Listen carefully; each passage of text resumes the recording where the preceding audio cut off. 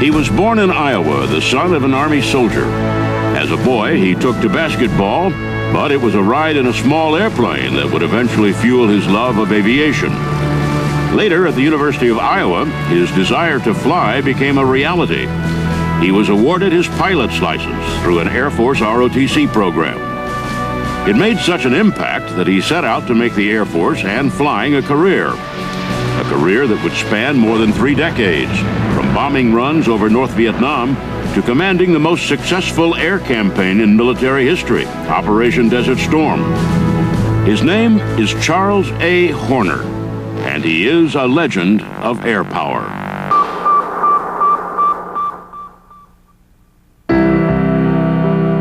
Charles Albert Horner was born in Davenport, Iowa on October 19, 1936, to Ike, an attorney and Army soldier during World Wars I and II, and Mildred Baker Horner. Young Chuck grew up in the smaller community of Centerville, Iowa, where he spent much of his time on his grandfather's farm. It was during those days that he got a chance to ride in a light airplane, and from then on, he knew he wanted to fly. But it was at the University of Iowa where 2 important events would shape his destiny. He began dating his future wife, Mary Jo, and he was awarded his pilot's license through an Air Force ROTC flight program. From that point on, he pursued his passions.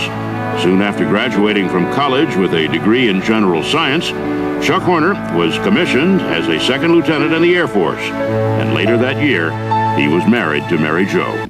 Probably the proudest moment of my life, other than when I got married to my wife, Mary Jo, was the day that I got those wings pinned on my chest. Because I'd worked so hard, I'd survived so much, and it was the beginning of my life for me. At that time, most of the flying jobs in the Air Force were bomber slots. But Chuck knew he wanted to fly jet fighters. So he opted for an assignment overseas in England, where he could cut his teeth flying the F-100 fighter. 3 years later, the newly promoted Captain Horner returned to the United States with valuable fighter training and experience under his belt. But he felt something was missing. He had never experienced aerial combat. So he set his sights on changing that.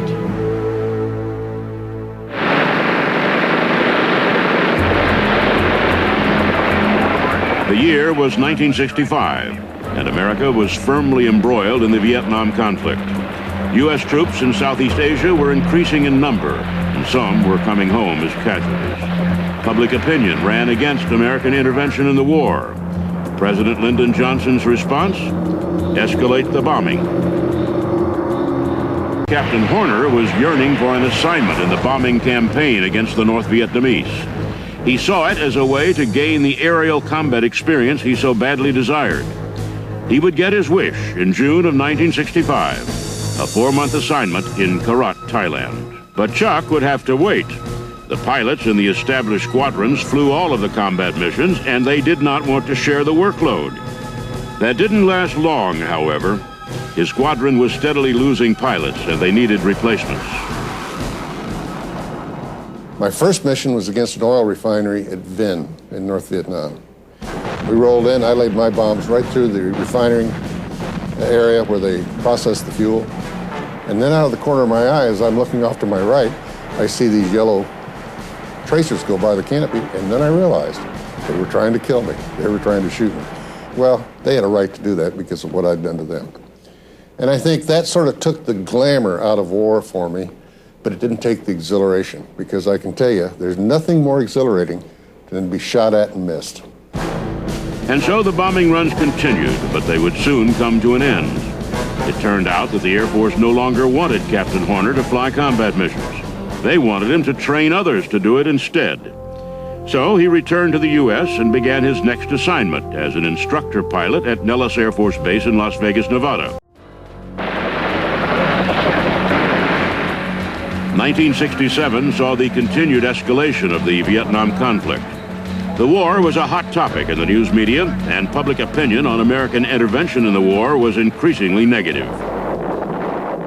Amidst it all, Captain Horner was doing everything he could to get back into the war and build on the combat experience he learned at Karat in 1965. His second chance came in May of 1967 as part of what was called the Wild Weasel Program. It was a riskier assignment than the typical bombing mission. Wild Weasel pilots deliberately drew anti-aircraft fire from North Vietnamese surface-to-air missiles known as SAMs so they could be identified and destroyed. Despite the fact that he wanted to be in Vietnam, Captain Horner realized that the U.S. government's intentions were different from his own. The second time I was there, I realized that we weren't in this war to win it. We were in this war to make some sort of show of containing communism.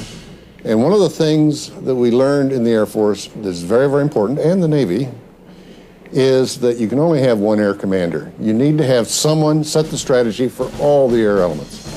It was that same strategic vision that propelled Captain Horner into the next stage of his career.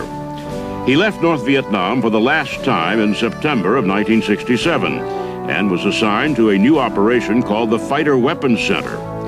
There, he worked to elevate fighter aviation by assisting in the development of new radar bombing and rapid targeting techniques.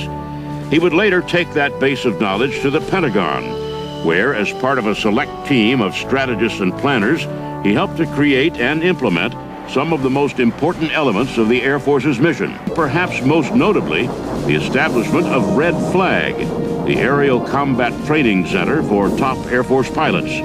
The Air Force version of the Navy's Top Gun, Red Flag's aim was to raise the sliding kill ratio of U.S. warplanes over enemy aircraft. As Chuck Horner's experience grew, so did his rank. The newly promoted colonel served in a number of positions over the next 15 years, from a stint at the National War College to commanding fighter wings. Even as he rose through the general officer ranks, he continued to fly fighters and to learn about air power. All of these experiences would form the basis for the biggest campaign of Chuck Horner's life.